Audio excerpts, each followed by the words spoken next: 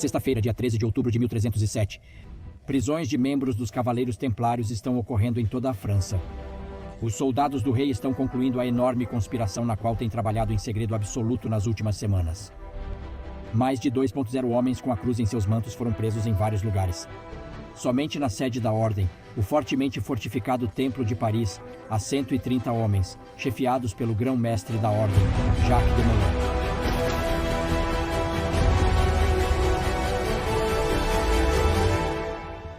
Assim, chega ao fim a história de uma instituição que havia sido um dos atores mais poderosos e temidos da Europa medieval nos últimos 2 séculos. Sua súbita e total dispersão, no entanto, levanta uma série de questionamentos. Será que eles vazaram segredos que não deveriam ter sido tornados públicos? Ou eles estavam de posse de objetos sagrados ou até mesmo milagrosos associados à fé cristã? Essas questões ainda intrigam todos.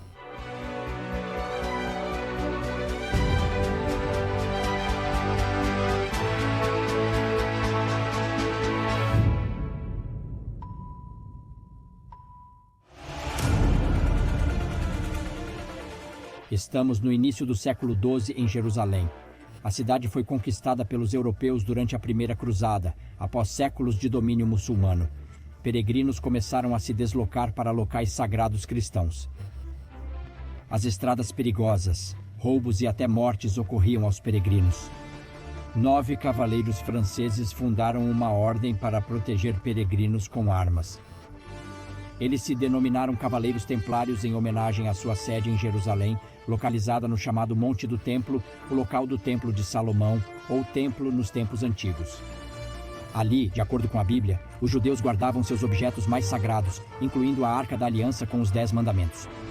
E aqui também começa a história que mais tarde daria origem a tantas lendas e teorias da conspiração.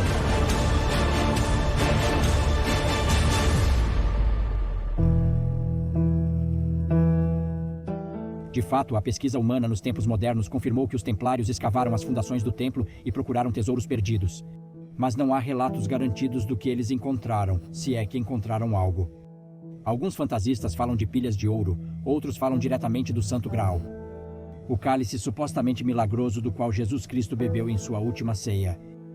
De qualquer modo, ocorre um fato estranho. Logo após ser fundada, a ordem se torna suspeitosamente rica e poderosa. O Papa concede aos Cavaleiros Templários enormes privilégios. Eles não devem se curvar a nenhum monarca, apenas ao Papa. Eles têm total liberdade de se estabelecer na Europa e até podem cobrar impostos em vez de pagá-los.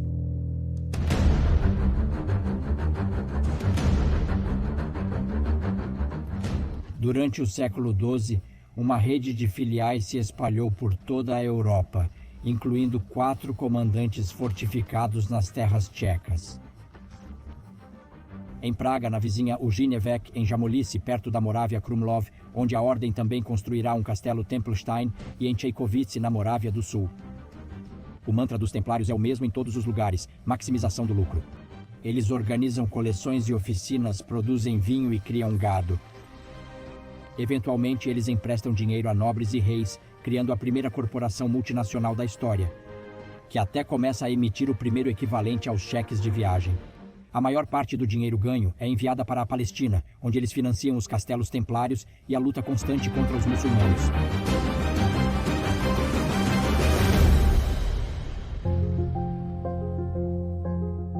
Em meados do século XIII, cerca de 130 anos após a fundação da Ordem, um certo Jacques de Molay nasceu na Borgonha. Ele vem de uma família nobre como a maioria dos gravadores templários e parte para lutar na Terra Santa aos 20 anos. Mas a situação aqui não é a mesma de antes. Nesse meio tempo, os muçulmanos retomaram a maior parte dos territórios dos cruzados, inclusive Jerusalém. Os templários tiveram que desocupar sua sede no Monte do Templo e se mudar juntamente com seu suposto tesouro para o porto fortificado de Acre, no litoral. Jacques de Molay foi um cruzado na Terra Santa por 20 anos, mas a situação piorou e até Acre foi cercada em 1291. Diante de uma situação adversa insuperável, os templários devem mais uma vez fugir, indo agora para a ilha de Chipre. O último bastião cristão na Terra Santa caiu.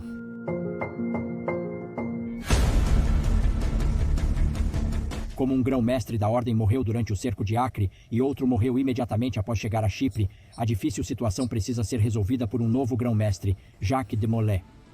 Ele é o 23º grão-mestre da Ordem e certamente não tem ideia de que será o último. Ele já tem mais de 40 anos e, embora seja um guerreiro, é um diplomata inexperiente. Ele parte em busca de apoio dos governantes europeus para uma nova cruzada na Palestina. Mantém ainda exército em Chipre, mas fracassa. Nesse meio tempo, a oposição à Ordem cresce, sugerindo que a razão da existência dos Templários desapareceu com a saída da Terra Santa. Liderando os críticos está o poderoso rei francês Filipe IV, conhecido como o Magnífico. Ele está farto do Estado dentro do Estado e, além disso, está endividado até as orelhas com os Templários. Para pagar suas dívidas, ele está adotando uma abordagem radical. Ele decide destruir a Ordem.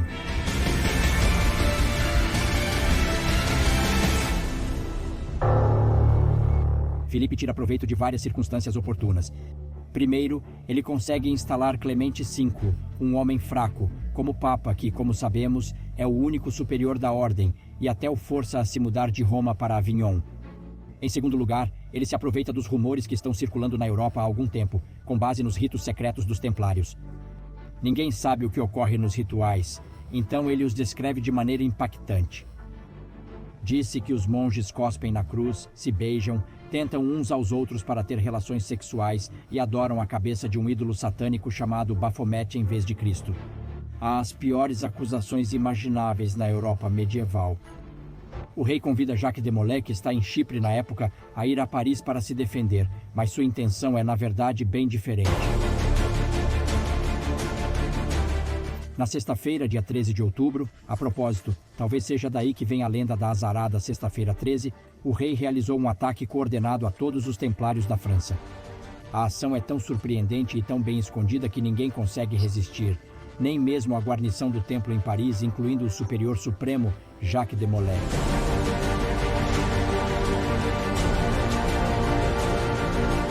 Como o rei sabe que os templários estão oficialmente fora de sua jurisdição, ele precisa fornecer rapidamente ao Papa provas de sua culpa inquestionável. No terceiro dia após a prisão, começam os interrogatórios, acompanhados de torturas cruéis. Devemos imaginar quão terríveis tudo é agora. As fontes falam da abertura de crânios. A maioria dos homens presos enfrentará acusações. O próprio Jacques de Molay confessa no 11º dia após sua prisão.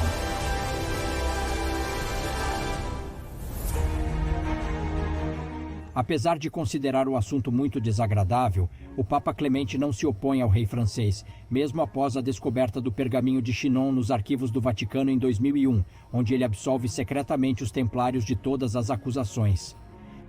Os cavaleiros templários devem ser oficialmente dissolvidos. Eles estão apenas descobrindo o que fazer com os mais altos oficiais da Ordem. Filipe pede uma queima rápida. Eles sempre confessaram as piores heresias e bruxarias. Mas Clemente prolonga a situação o máximo que pode. Jacques de Molay espera em uma prisão severa por muitos anos pela resolução do problema, agora em seus 70 anos. A princípio, parece que ele poderia escapar com uma sentença de prisão perpétua, mas ele retrata todas as suas confissões anteriores. De acordo com a lei na época, isso é considerado recusa ao arrependimento e heresia, o que levaria o Papa a condená-lo à fogueira. É o dia 18 de março de 1314, e o orgulhoso Jacques de Molay está de pé com outros templários condenados em frente à Catedral de Notre-Dame, em Paris. Em seu discurso final, antes que as chamas o consumam completamente, ele supostamente amaldiçoa todos os responsáveis pela queda de sua ordem. Dizem que Deus os julgará logo.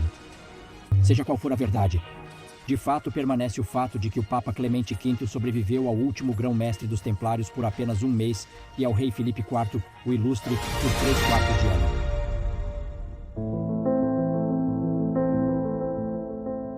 A história dos templários poderia terminar aí, mas não termina. Pois ao dispersar a ordem, os soldados do rei não conseguiram encontrar o essencial. Sua riqueza, muito menos algum tesouro milagroso. É certo que os templários conseguiram destruir os documentos mais importantes. Mas muitos acreditam que eles devem ter escondido algo em algum lugar porque muito pouco foi encontrado.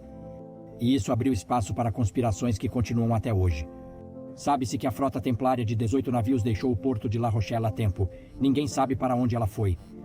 De acordo com alguns, foi para a Escócia, onde os entusiastas costumam procurar vestígios do tesouro, incluindo o Santo Graal, na Capela Templária de Roslin. De acordo com outros, a frota seguiu o rastro dos vikings até a América do Norte, onde os arqueólogos vêm descobrindo um esconderijo estranho e engenhoso há décadas, com um tesouro à espera no fundo. Diz-se que os segredos dos templários são guardados pelos maçons, que desde sua fundação no século XVIII adotaram parte do simbolismo templário e dos rituais secretos de iniciação. No entanto, nada jamais foi descoberto em lugar algum. Mais de 700 anos se passaram desde a dissolução da Ordem Templária. É notável que, mesmo depois de tanto tempo, o legado dessa outrora poderosa instituição medieval, inclusive o destino de seu último grão-mestre, continue a intrigar a curiosidade e a imaginação humanas.